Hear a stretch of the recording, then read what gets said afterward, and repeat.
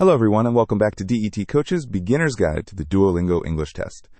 In the previous lesson, we built an overview of the current question types.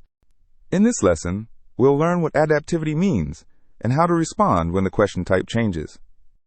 The main scored portion of the DET is the adaptive test. The official description highlights 2 points. The difficulty of some items changes in response to your performance, and the total number of items is not completely fixed. The adaptive test ends when the scoring engine has gathered enough evidence to be confident in the result. For you as a test taker, the conclusion is straightforward. Expect different item types and levels of difficulty throughout the test. You should also expect the exact items to vary from one test to another. Do not use the apparent difficulty of the next item to guess your score. A change in difficulty is not immediate score feedback, and it does not require a change in strategy. Your best response is to focus on the current task and follow the restrictions shown on the screen. The DET mixes item types instead of arranging them into 4 long reading, listening, writing, and speaking sections. When a new item opens, pause for 1 second instead of automatically carrying over the previous method. First, check the task. Do you need to select, type, write, or record? Second, check the time limit, including whether the timer applies to one item or to an entire set. Third, identify whether the evidence comes from text, audio, a photo, or the prompt itself. Fourth, confirm whether your response should be 1 word, 1 sentence, a paragraph, or an extended spoken response.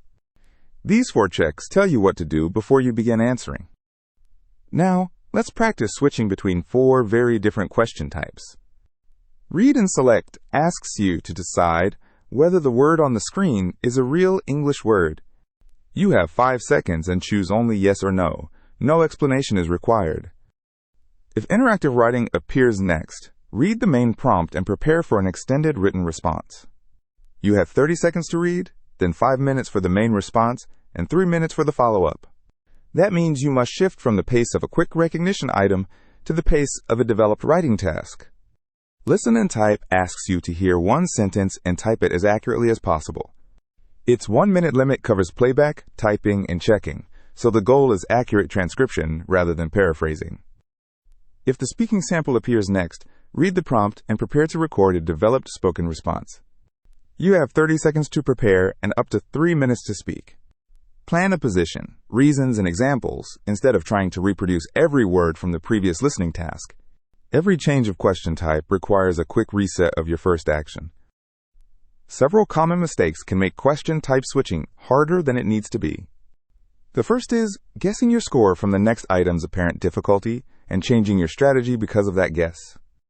The second is making a simple task unnecessarily complex, which can lead to irrelevant content or avoidable errors.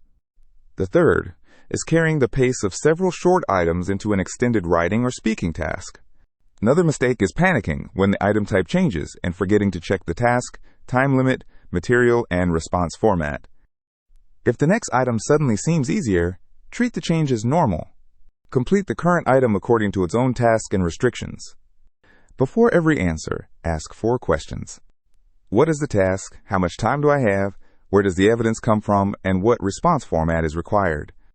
To practice, choose 2 very different question types and write down those 4 details for each one. Then log in to DET Coach and rehearse the reset until recognizing the next action feels automatic. In the next lesson, we'll learn how to read your overall score and subscores.